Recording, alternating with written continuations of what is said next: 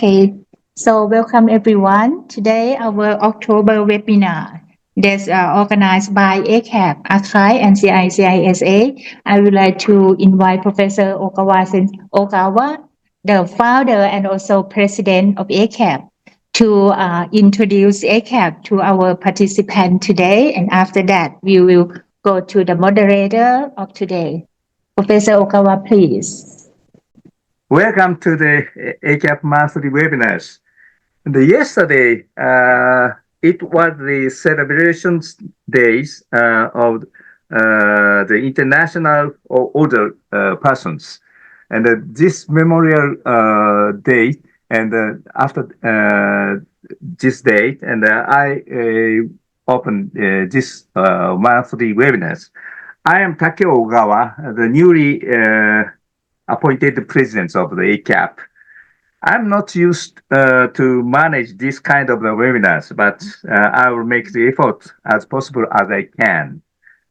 This monthly webinar is co-hosted with the ASEAN Centers for Active Aging and Innovations, and I would like to express my sincere gratitude to CICISA at Thammasat University for its preparations. And the Active Aging Consortium in Asia Pacific was established in Fukuoka City 2 decades ago. ACAP is a voluntary information sharing body open to peoples of all ages, abilities, and disciplines.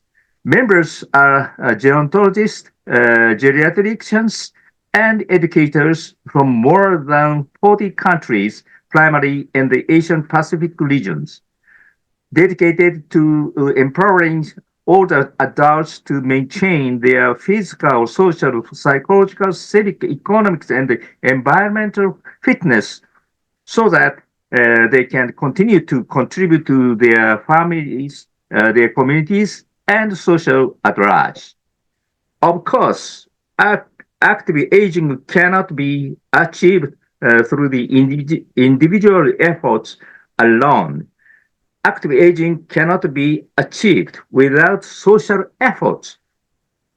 ACAP was started 2 decades ago by about 10 researchers and regional leaders who shared these missions in 4 regions: Japan, Hawaii, South Korea, and China, and has now become just networks of 1,400 mailing lists in more than 40 countries. Since the COVID-19 pandemic made it impossible to hold face-to-face meetings, ACAP has been holding monthly webinars and publishing bulletins through the internet. Today, we are hosting its monthly webinars. In addition, the webinars on the 7th of the next month will be moderated by Catherine Brown, a professor at the University of Hawaii who serves as president of ACAP for many years. There will be a presentation certified Navigating Aging in East Asia Insight for South Korea, Japan, and Taiwan. Please join us. ACAP activities need not involve giving or receiving financial burden. There is no duty under ACAP.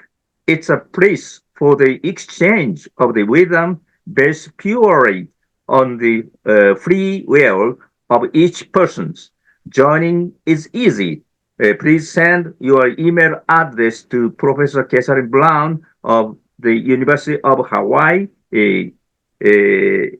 KBRAUN@HAWAII.edu, please. Now, this month's webinar is the titles Driving Active Aging Initiatives Across ASEAN. And we will receive reports from 4 people. The moderator was Mr. uh, Sena Aji Prasecho. Yeah. The aging population of the Asian countries is driving diverse, and however, the aging population is definitely progressing. How do we accurately grasp the actual situations and try to realize active aging? We would like to hear it with interest. Oh. Once again, I would like to express my heartfelt gratitude to the people involved in the Centers for International Collaborations of Innovations and the Safety of Aging, CICISA, at the Faculty of Health, Public Health, Thammasat University, who is hosting these monthly webinars. Now I will leave the progress, and Dr. Kaison, please, your times. Thank you very much, Professor Okawa, for the introduction for ACAP and also CISA.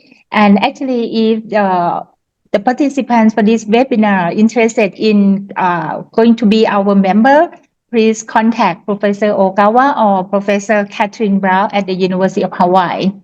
And as Professor Okawa said, that we will organize the webinar monthly until December, and next year, 6 months of next year, Professor Tribudi and her team, Dini, will organize the webinar, but we still are in the ACAP members, and it will turn back to Thammasat again in the last 6 months of next year. So that's what we plan.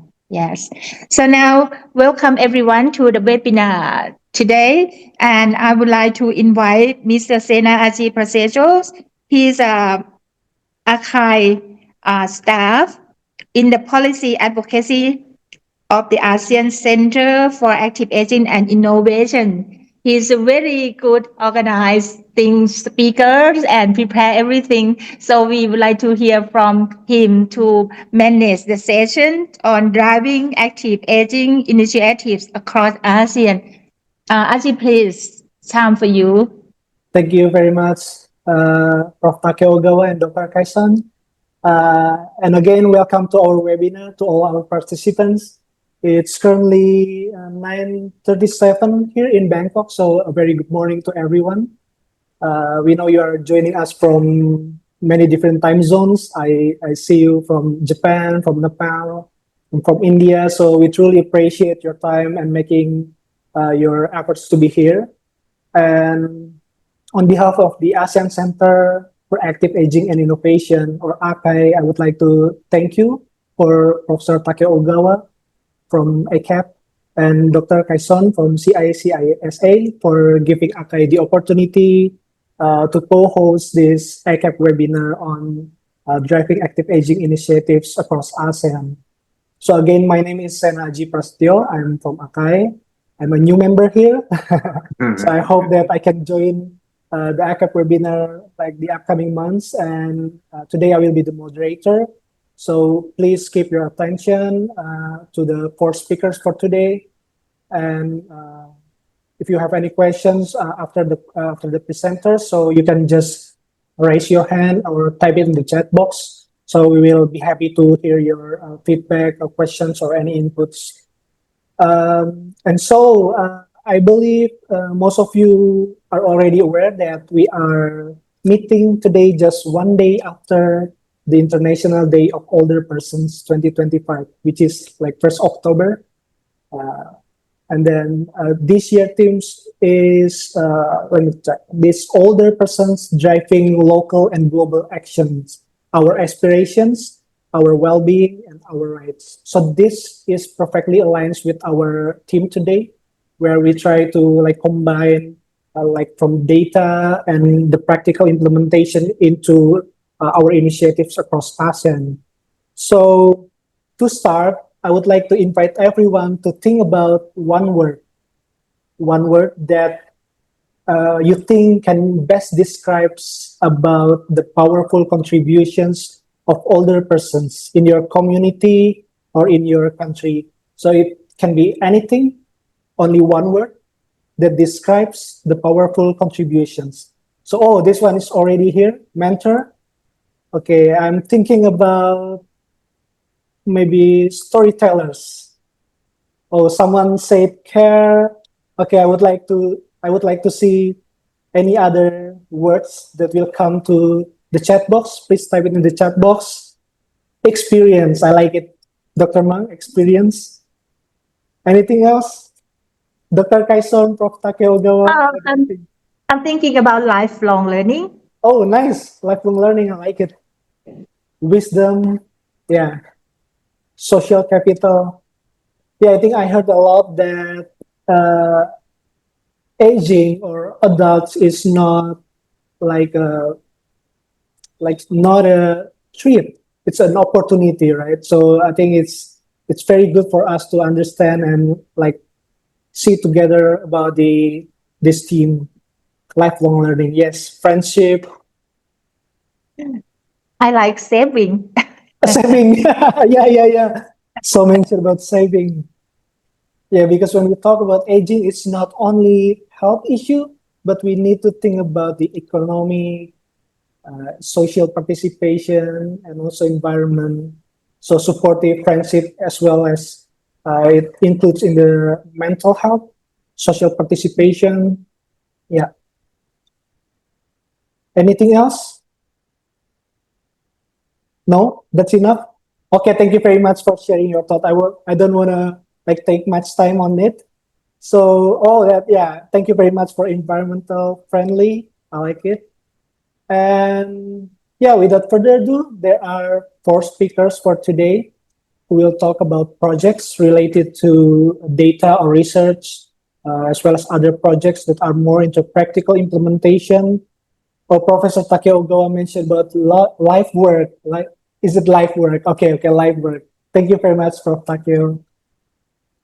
Yeah, I'll continue about it, and then our first speaker who will be the researcher from HiTech, which is Kun Wilawan Luan Yes. Somkit, yeah, or Kunbo.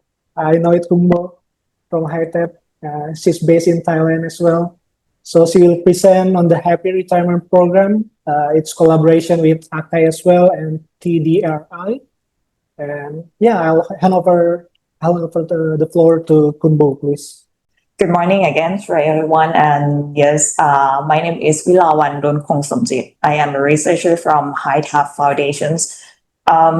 Normally, our work is focused on HTA or health technology assessment. So for today, I'm very excited to present a new frontier, new research frontier for all of you. At least it's a new for me, which is a move beyond from the public health so far. The project that I will present today is about promoting happy aging in ASEAN countries. So this is the collaborative work between HiTap and TDRI, and we receive the supportive fund from ACAI and TSRI. Yeah, this is a local funder in Thailand. Okay, let me begin the presentations with the simple but important questions. Have you ever imagined your life when you grow old? What are you hoping for? And what kind of the activity that you want to join in that day? Or what does happiness actually look like for you in that time? Or who are the people that you want to share the time with? Can you imagine that? Or can you answer that? If no, I will give some hints for you in the following slides. Okay, in the early of this year, we received the research questions from our funder, ACAI. It's about how to enhance the happiness of older adults and help them thrive alongside with other generations with their happiness. To answer in that questions, we conduct the rapid review, and we found that happiness of the older adults is not driven by a single factors, but it's driven by the combinations of factors, such as it's about the good health conditions, it's about the financial security, or like you said, you want to have a social connections with your families or your partner, and someone just want the freedom to choose whatever they want to do. So in the conclusions of our rapid review, it showed that happiness of the older adult is diverse and is deeply personal. It means it means something different to everyone. So why happiness of older adult is very diverse and complex, but we can group or structure it using WHO's active aging framework, which has the three essential dimensions: participation, health, and security.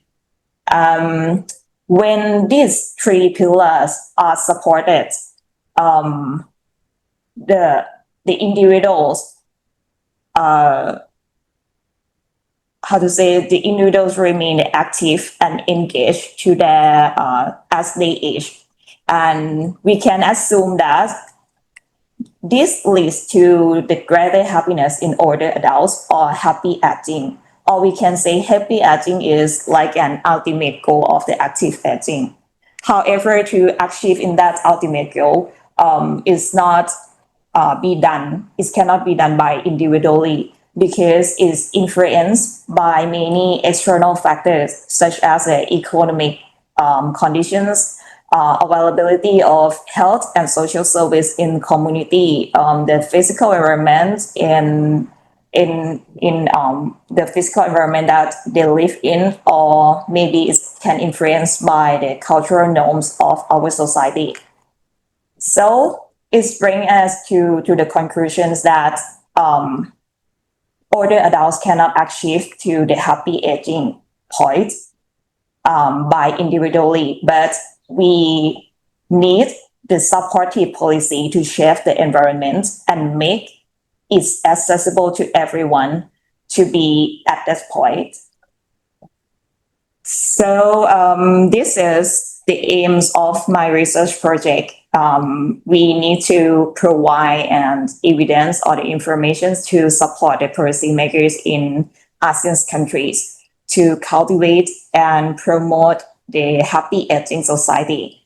And we set our primary objective for this year research to explore the effective public policy on active aging from outside the ASEAN regions. And we hope we can find some variable lessons that can be adapted and applied to our ASEAN countries. And for now, we are conducting the scoping review, which have two main key parts. First is about the international policies or the aging policy from other regions outside from ASEAN country.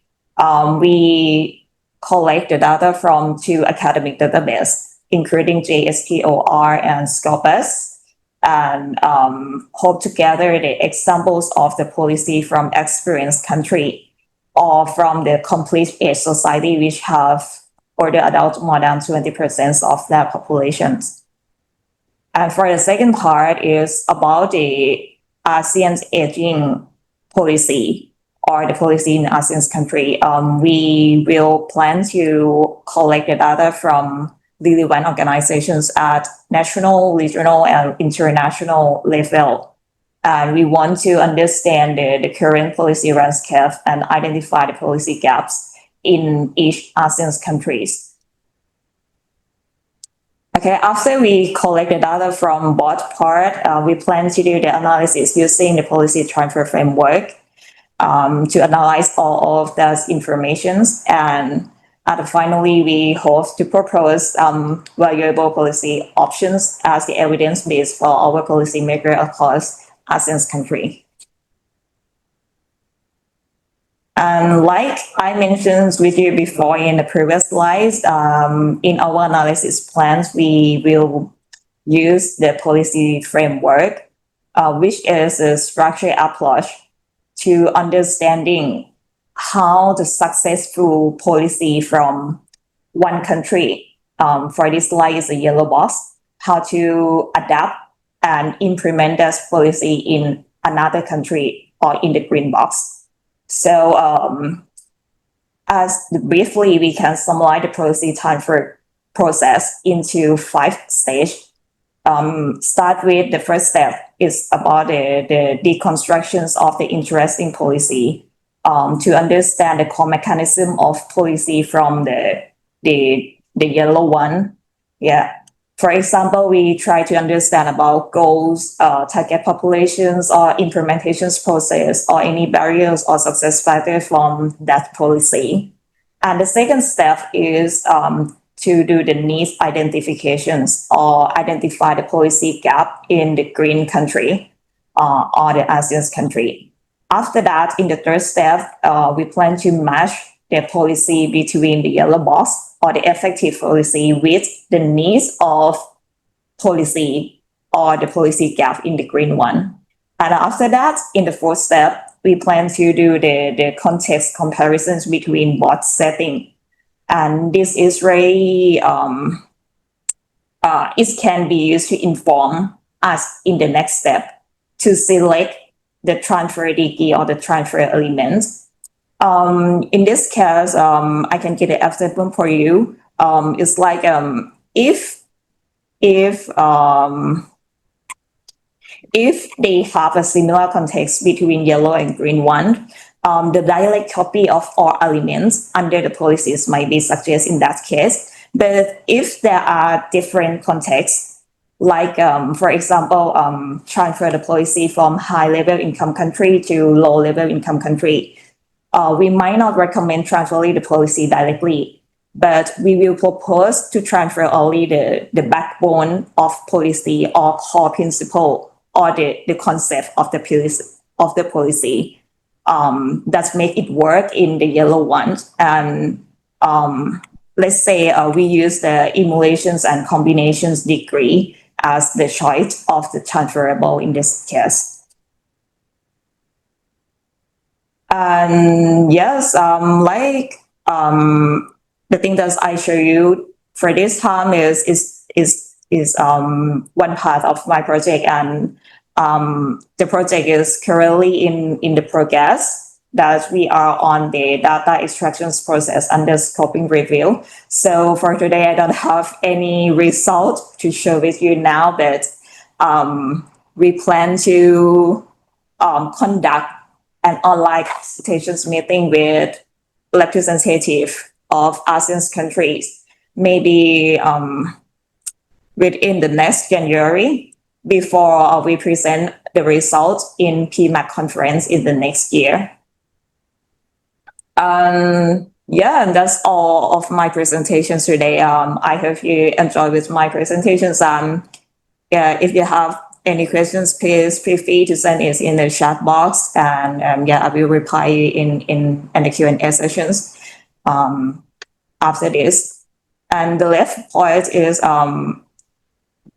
it will be better if you can concern that aging happily is not just an individual goal, like I said before. It is a collective responsibility of all, and we need a supportive policy to make it possible for everyone.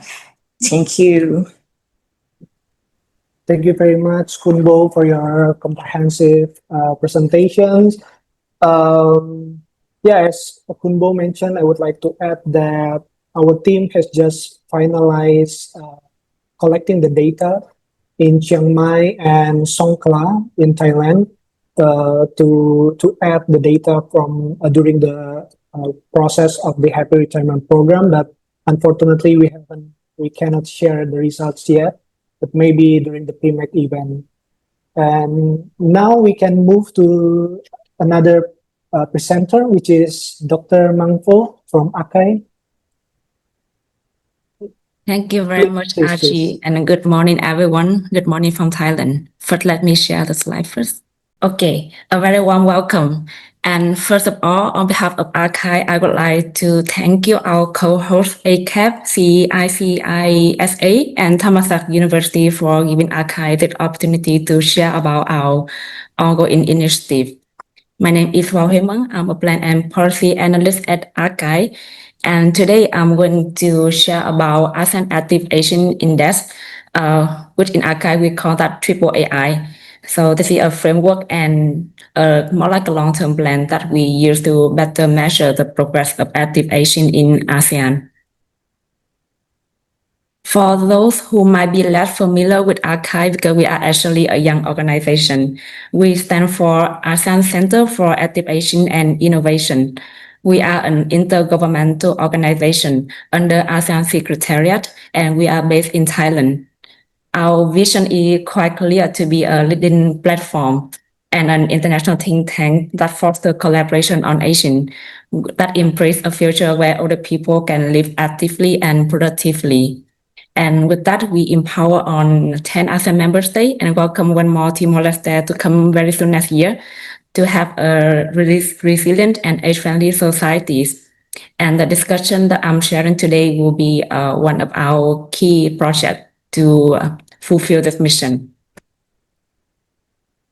And in ACAP, our work is grounded in a 5-year plan that we just launched a few months ago in April.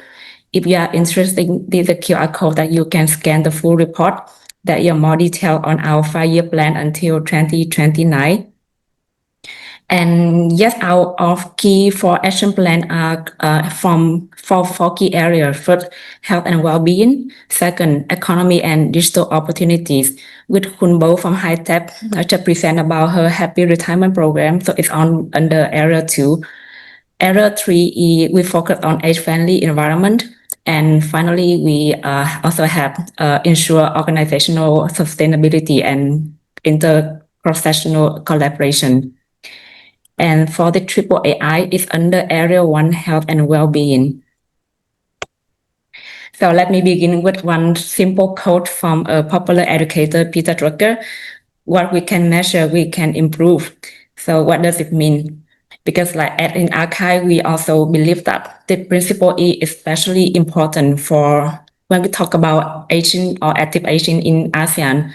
Because if we cannot measure where do we stand, it's very hard to understand if the policy or the programs or the investment that we are doing is actually working or not. So the triple AI aims to fill the gap. Then why does triple AI really necessary for our region? Our situational analysis that come up from our literature review along with direct discussion with experts across ASEAN member states, we come up with 3 key challenges that we are facing right now. Actually, there are more challenges, but I will just summarize in 3 key main points. The first is that for now, in ASEAN, we still do not have a common framework yet. So it means that without a harmonized indicators, it's really hard to compare across ASEAN member states in the terms of the progress of Asian.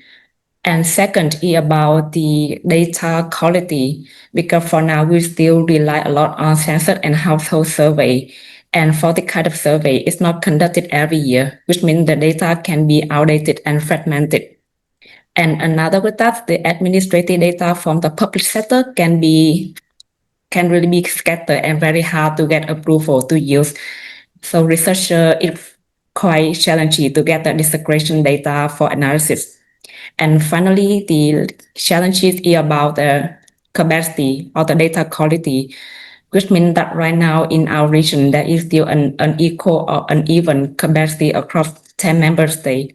For example, in Singapore or Thailand, you have quite a lot of Asian survey, but for some other country, it really have limited survey on national representative data. Or some other middle country like Vietnam or Indonesia or Philippines, we also do have national survey, but it's not conducted every year. Or even if we have, the survey component are not quite comprehensive, that inclusive of many key important part of Asian like long-term care needs or older people abuse or digital opportunities.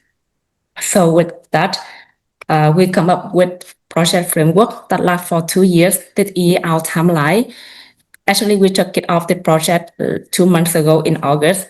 So we are currently in phase 1, situational analysis. And during this phase, we are trying to finalize the indicators that we can use for the coming phase. In the phase 2 next year, we are going to identify at least 5 countries out of 10 countries from ASEAN for pilot testing using the indicator that we finalized. And phase 3 and phase 4 will be to consolidate and validate the indicators and then publication. And yes, under each phase, we also have like output that we expect to have. So with that, the two key main outcomes first is to have a validated and rationally contextualized indicator to measure the progress of active aging. And second, we want to gain a deeper understanding of what are the current situation on the availability, quality, and the comparability of our data across the regions. And more importantly, the indicator that we want to come up with also have to be regionally relevant. And it's important to note that we do not start from zero. For our AAAI, it's actually grounded in the ASEAN Japan Healthy and Active Aging Index, which has been conducted by National Institute of Population and Social Security Research in Japan, led by Dr. Reiko Hayashi. And this project was supported by Japan Ministry of Health, Labor and Welfare. And it has already been an excellent work, so our AAAI will be built upon it and matched with our ASEAN context. These are the 6 key main domains that we have finalized over the past 2 months. We replaced COVID-19 in the previous version and replaced that with digital opportunities in the domain 6. And I will share more detail in the coming slide. Like for example, there are a few selected indicators as example. Under first policy and statistics, for example, we want to know what is the proportion of the older people and their distribution across age group or gender. We would ask the country if they already have a national policy on older people rights, either yes or no or developing. And under domain 2, income and livelihood security, we would want to know about the data on poverty rate, food insecurity, or the coverage of income security, which can cover public pension or welfare benefit. Under domain 3, health and quality of life, we include a few new indicators for the version. For example, what is the coverage rate of long-term care institute, or the accessibility to traditional medicine that is quite important for ASEAN context. Number 4, social capital, we would get the data on the social support that older people need, communication with their loved one, family, or friends. About domain 5, age-friendly capacity and enabling environment, we are integrating a few key indicators from age-friendly environment, either from WHO framework or from other framework. And we also plan to include a few more indicators related to climate change. And finally, digital opportunities, we would yet ask the elderly if they have a phone or not, and if they have, do they have access to internet or not? And also we want to know about their digital skills and if they can have access to telemedicine. So yes, and this is the last slide. The more important of the AAAI actually lies in the availability of data source.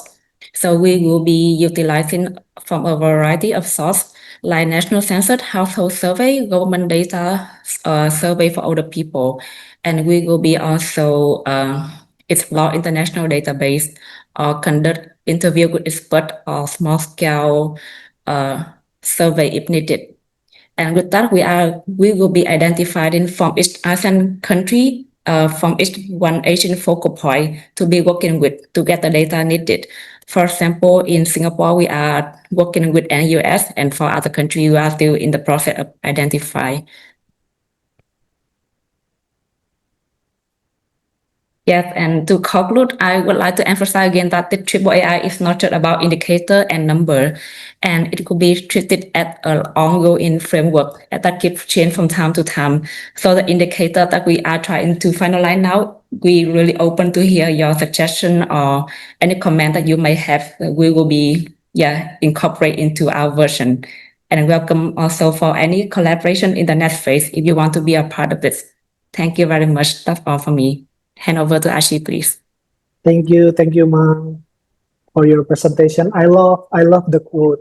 What we can measure, we can improve. Yeah, because I think Yes. it shifts the Okay. conversation like from passive concern to active accountability.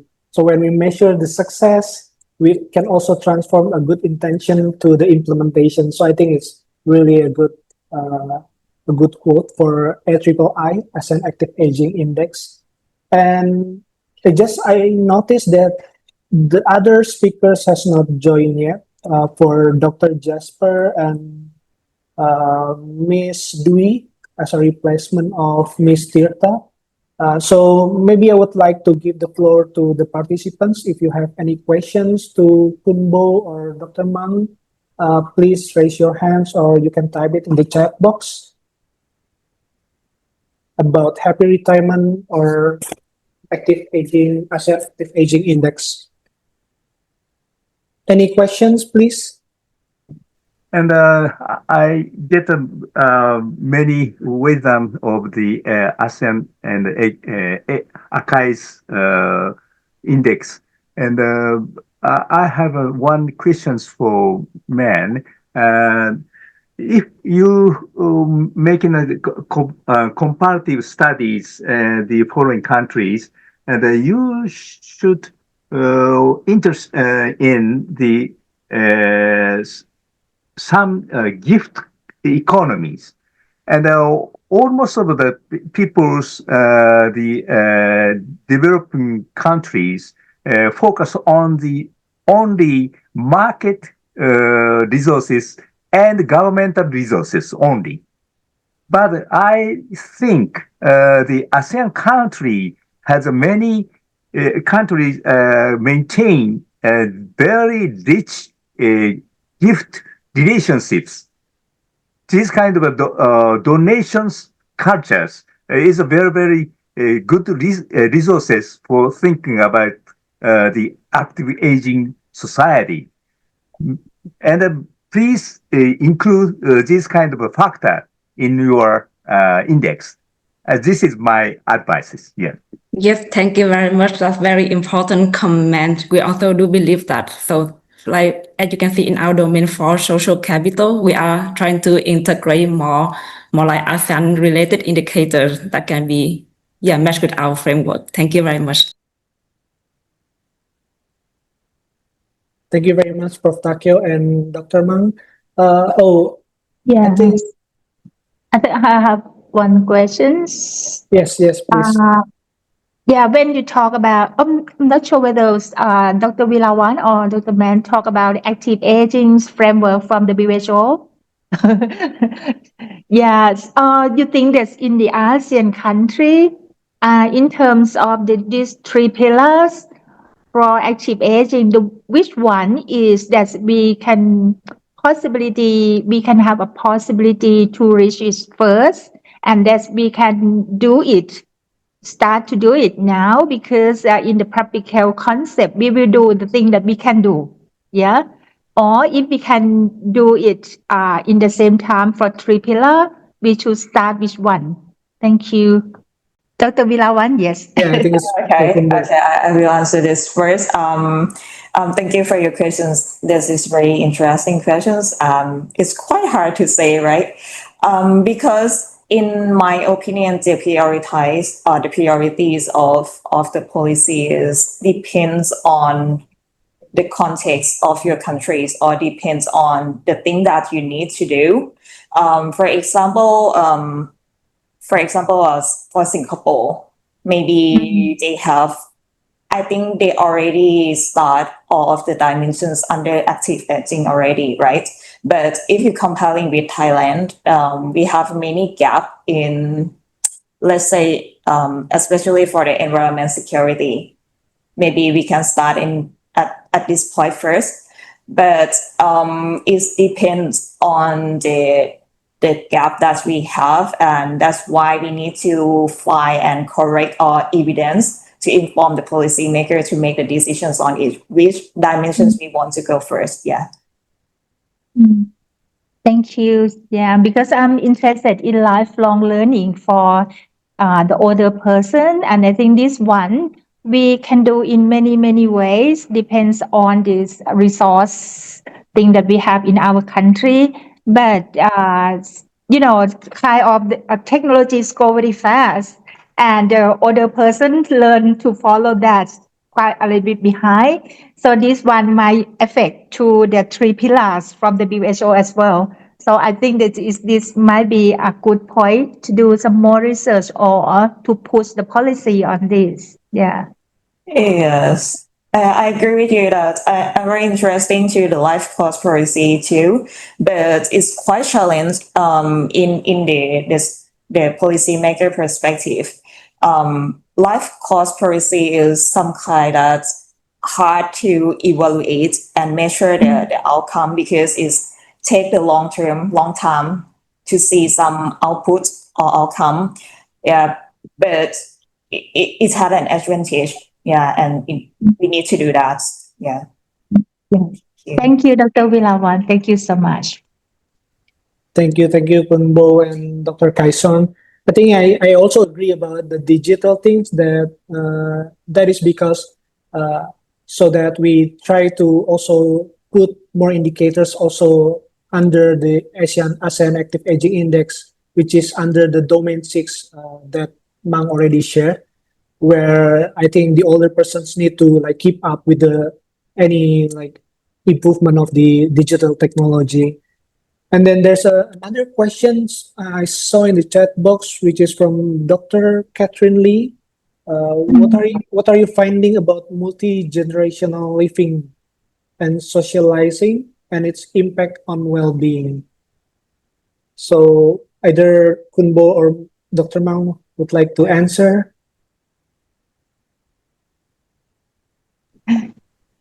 For me, I don't have any idea to measure that point, but how about you, Dr. Man?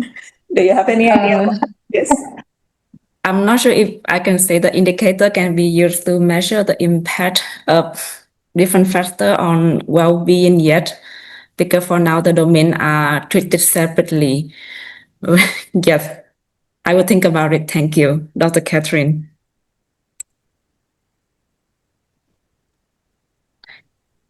And also, while we are waiting for the next speakers, I would like to, talk something. In Thailand now, we talk a lot about longevity. 100 years old, something like that. Is that this indicator that you are going to explore will reflect on that in some point? Maybe Dr. Man book. Yes, about longevity. Yeah. Yeah, one thing that I want to use example from the Asian index is that so we will treat it like we will consistently measure it, and then we will compare the progress of countries, and then in the end phase we're going to plan to have a data dashboard to launch, so all the country can come take a look and compare with each other, so we can see if what can be improved or what can be what is the good point from them. And for longevity, for example, now different countries have different age life expectancy, so we also we plan not to use one cut point for older people age for on 10 ASEAN member states, and it will be depend on each country, depend on their elderly law, or depend on the retirement age for each country when we talk about this. That's what I can think of so far. Thank you. Thanks for sharing. Yeah. There's some other comment related to the index on the comment. Maybe let me address that. Yet it would be very nice if it can be extended to South Asia or Sri Lanka. But for example, for now, because archive, we have a 5-year plan that we have to follow. So for now, our focus can be only in 10 ASEAN member states only. But after the 2 years, after we completed triple AI, I think we are really open to have more collaboration from other countries to join. And another thing that I want to mention is that one of our key partners is from Japan, that the National Institute of Population and Social Security Research, they are trying to do some universal health index in Sri Lanka and South Asia. So if you want to be a part of it, please let me know and I will be connecting you with them. So yes, it's all about Asian related project and related to index. I will drop my email in here. Oh, that's good. Thank you. Thank you, Ma'am, for your explanation. So actually, I would like to hear Much. from Indonesia because they have done best practices about long-term care project in Indonesia where they call it LLT. It's a layanan lansia terintegrasi or integrated elderly care services. Yeah, may I just make a brief comment on this? Both the presentations have been very interesting. And yes, we have lots to share within the Asian culture.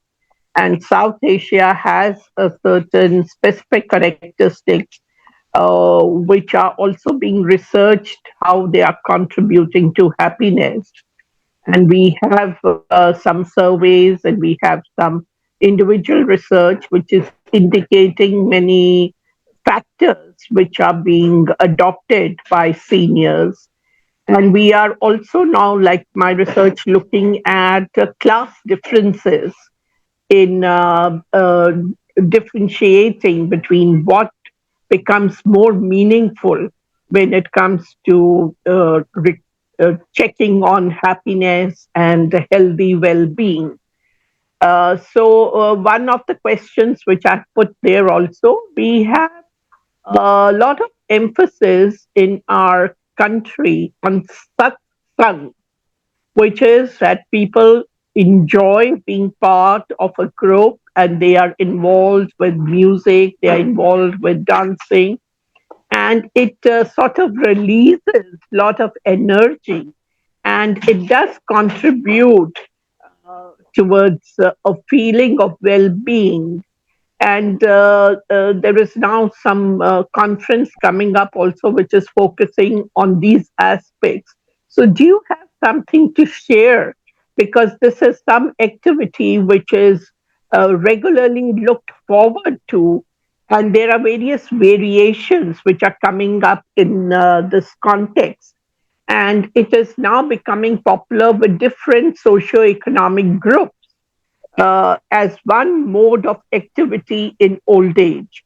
So would you be able to comment something, and we can share later through emails more details? Thank you. Say the concept of the active aging is a broader significance, and it's need to include working and leisure activities and some social capital activities, and another activities should be included in the active aging. And in Japan, active aging, a sense of active aging is not only for the healthy, well-being persons, but also the recipients of the long-term cares, patients and clients, can be secured the active aging situations. Then we focus on the dignities of the older persons, much focusing in now. And enhancing these kind of well-beings for the older persons totally, it includes such kind of, Maharaj said, and dancing and music and sing a song and make some art activities. And this kind of the new creative activity is evaluated for them. This is a very good items for thinking about the active aging in near futures. Yeah. Okay, thank May you. I just Yes, comment please. on this?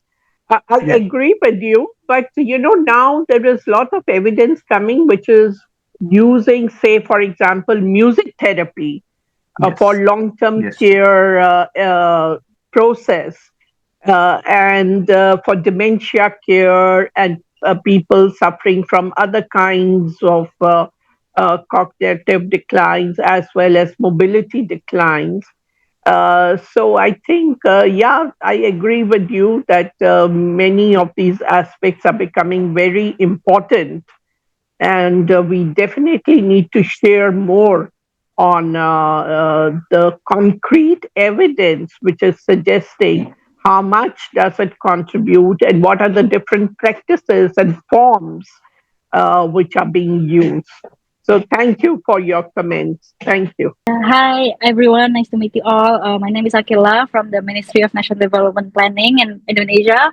Our speaker for today is on the process of joining. So this is just a brief introduction, maybe sort of getting to so that all of you will know how Indonesia is doing in its aging progress for development. So as you all know, Indonesia is the fourth most populous country in the nation, in the world, sorry.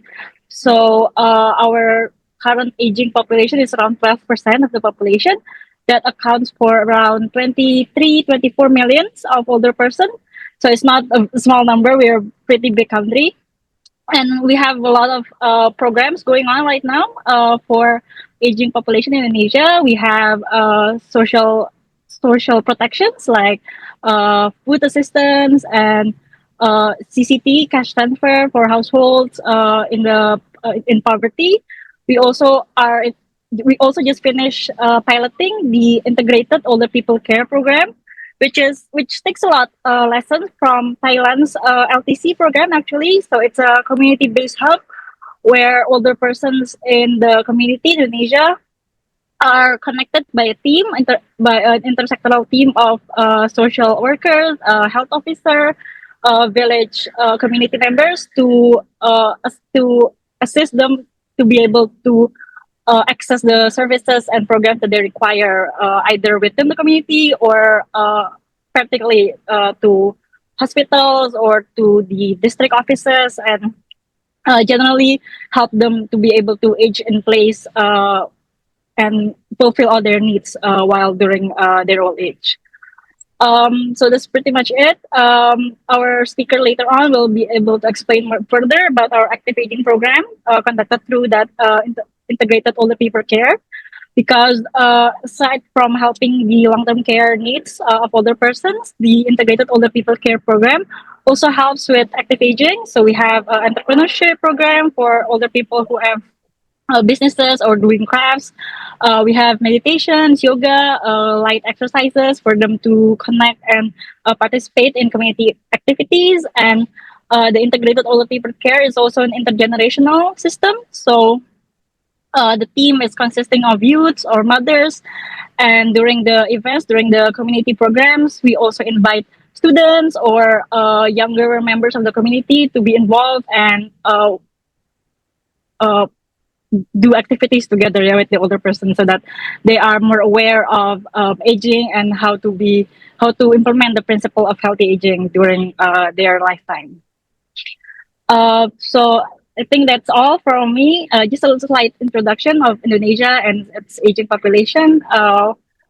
We'll explain further later on. Thank you, Masena, and everyone else. Thank you very much, Mbak Akila. Yeah, I think because Mbak Akila also mentioned about one of the topic on the intergenerational things that I think address the questions from Miss Tui Tran from Health Page.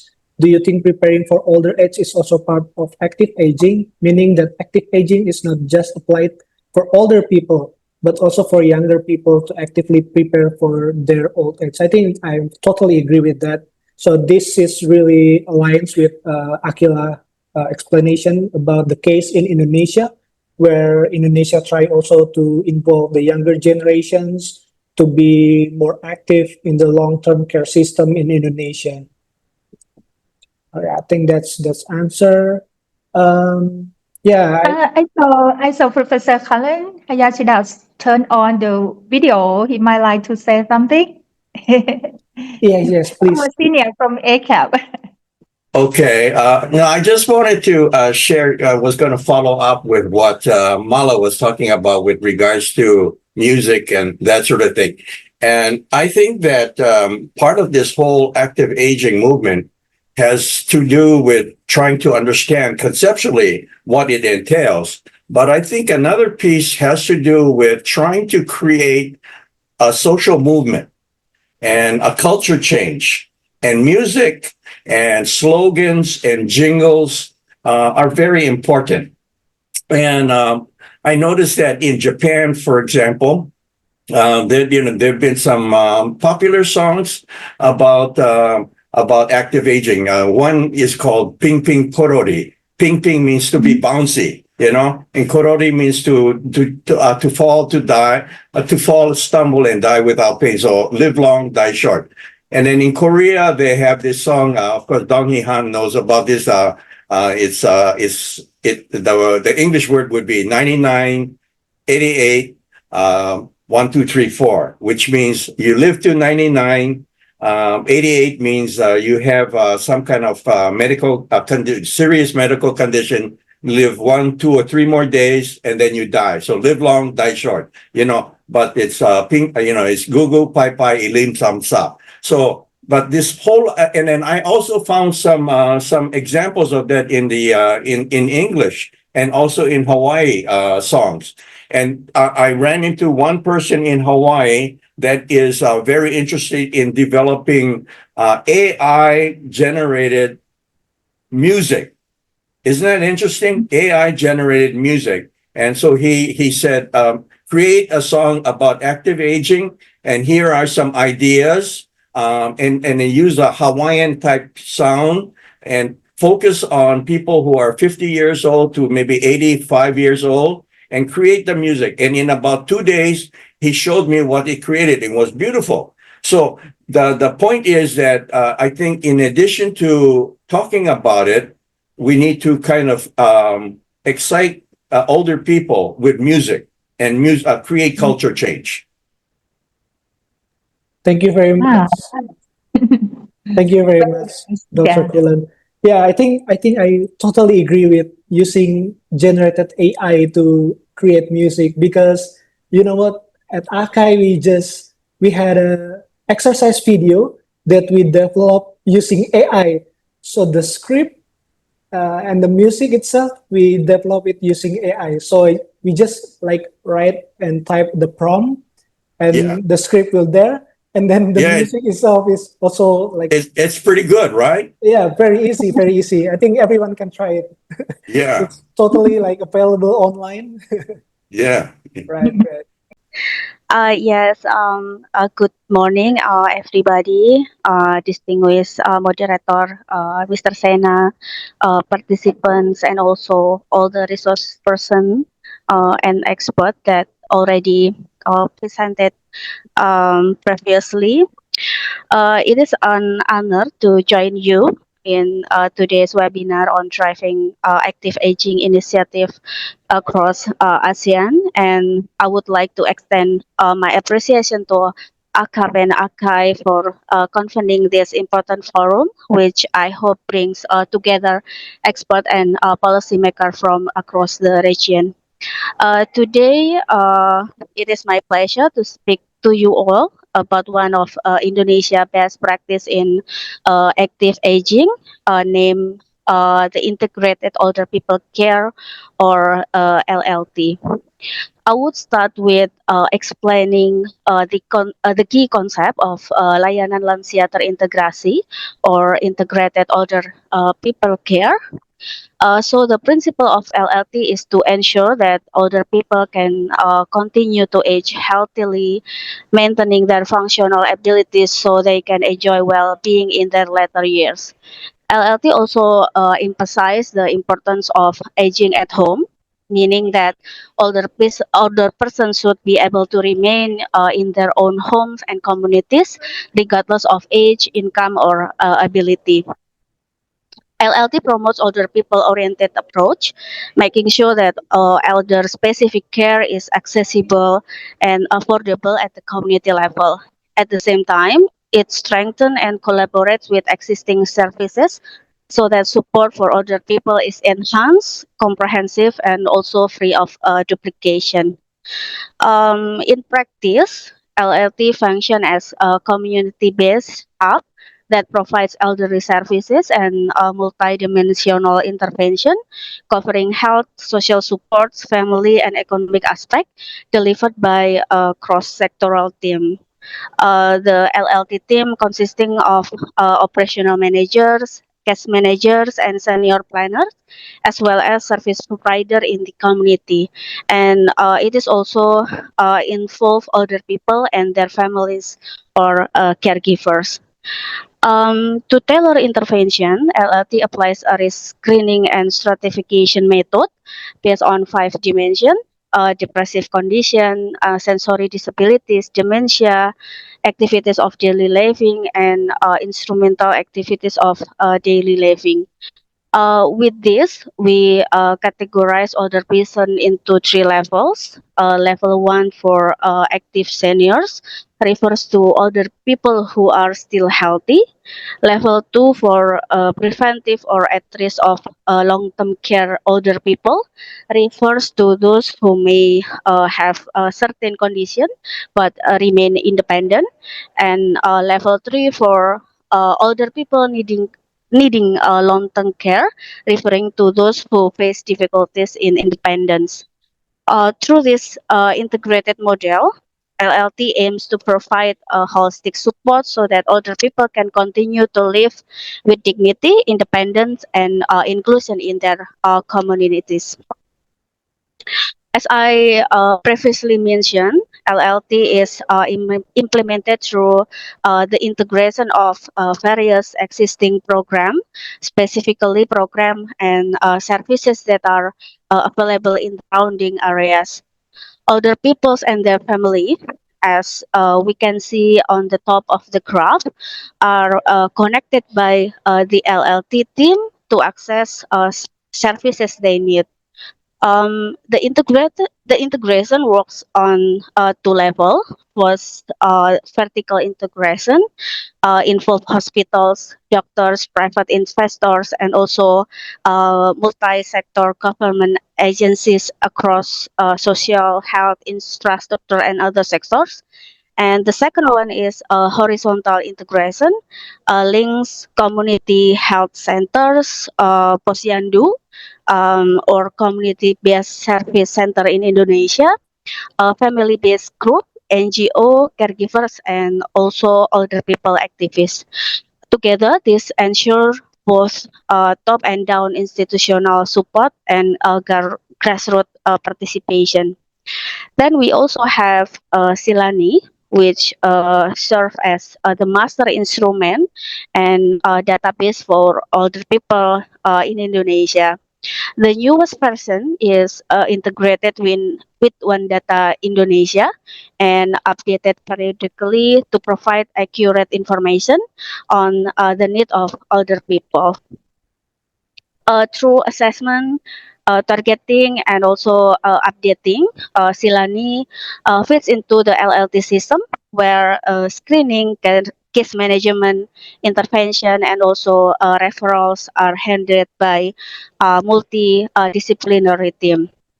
As mentioned earlier, older people and their family are classified through risk stratification into three levels. And based on this level, LLT applies a case management and referral scheme. For active seniors or level one, LLT provide entrepreneurship, training, productive activities, and recreational events such as like exercise, meditation, yoga, craft, and religious prayers. While for level two and level three, we mostly provide health services. This scheme ensure that intervention are not one size fits all, but tailored to the condition and need of each older person, linking families, communities, and institution into a unified system of support.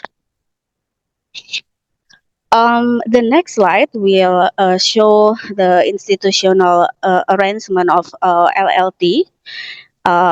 In which the LLT team consists of operational manager, case manager, and active aging programmer. And I think it is important to also highlight that LLT team is an intergenerational and gender balanced team consisting of youth, mothers, men, and older person, and all of them, every one of them, are contributing equally. And we have just finished the pilot stage of LLT in 5 sites in Guosari, Banyuraden, Wirogunan, Malinggi, and also Pedungan. And we see that each of these locations has developed unique approaches while applying the same LLT principle that Bapanas has developed. From this pilot, number of good practices have emerged. For example, in Wirogunan and Pedungan, regular support and coordination have encouraged local government to replicate and sustain the LLT program beyond the pilot stage. Then in Banyuraden, other people cooperative were established to market craft made by older person, showing innovation in economic empowerment.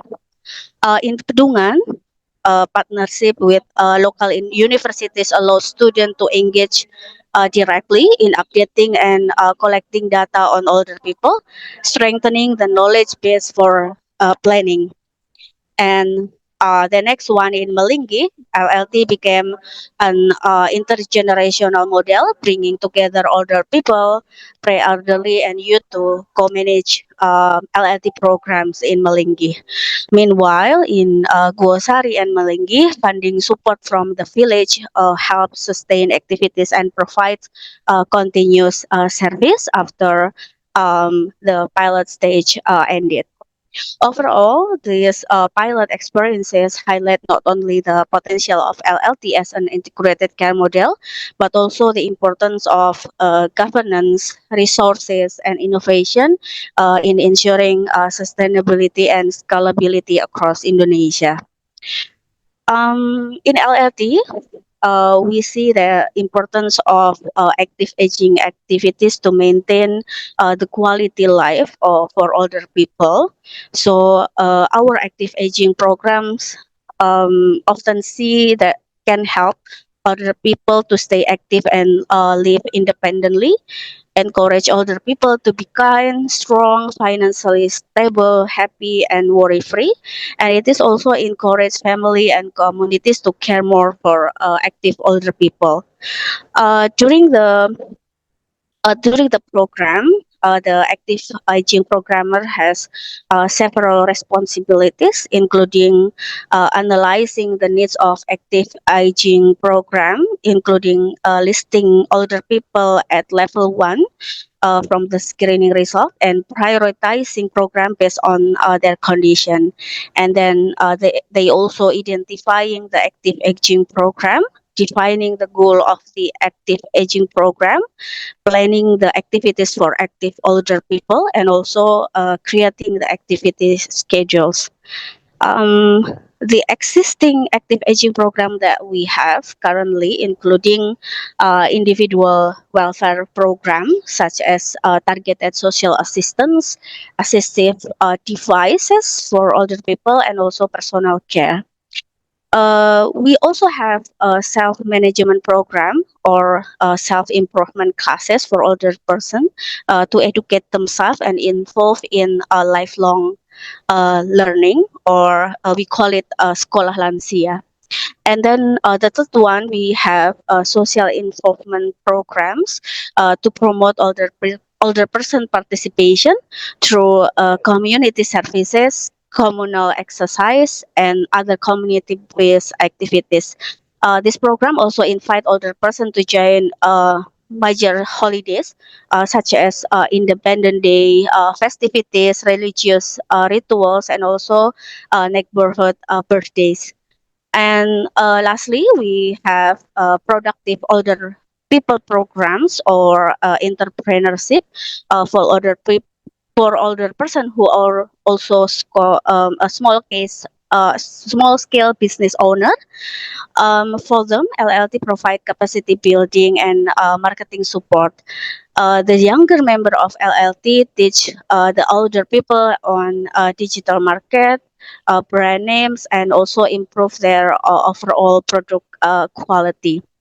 The two main principles of active aging that we bring are collaboration and equality to ensure that all other person can enjoy the benefit of LLT activities regardless of their status.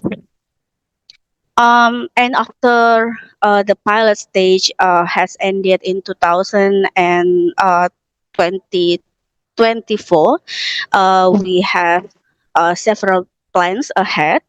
So aside from the 5 original LLT sites, there are some efforts to replicate the system of LLT to more places.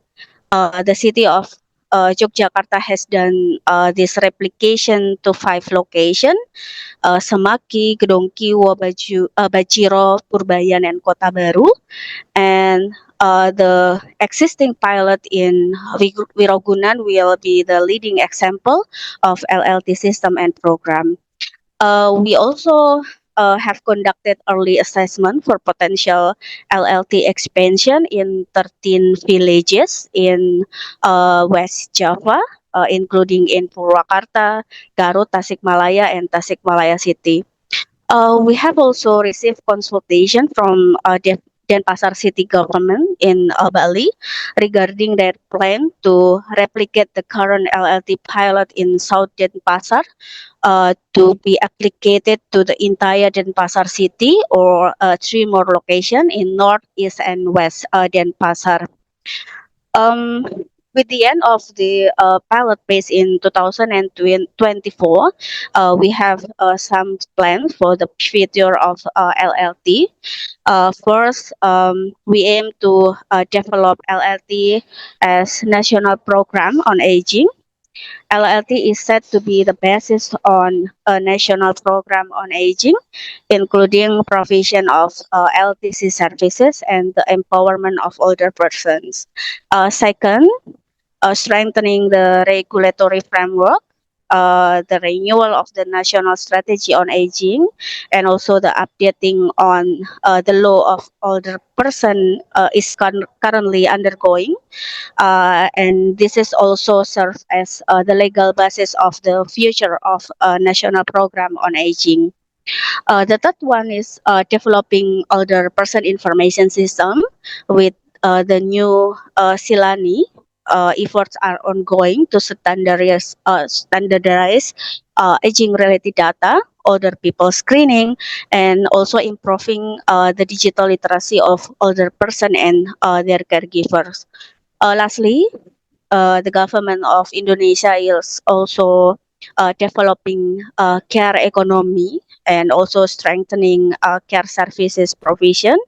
It is also promote the recognition and reward of care workers through training, protection mechanism, and also acknowledging the needs of care recipients, such as older person. The experience from LLT pilot highlight not only the potential of LLT as integrated care model, but also the importance of governance, resources, and innovation in ensuring sustainability and also scalability across Indonesia.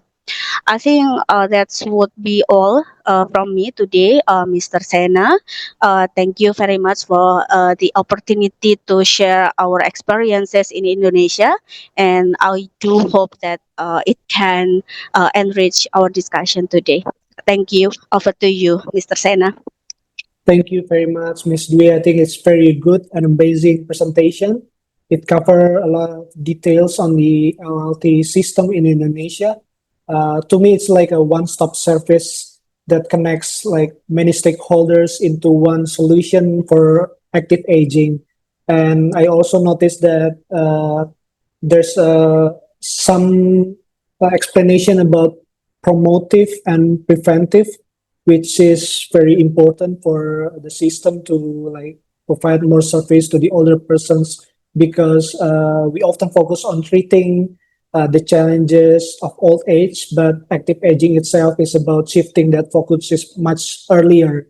So we have to prevent that many diseases to be more active aging.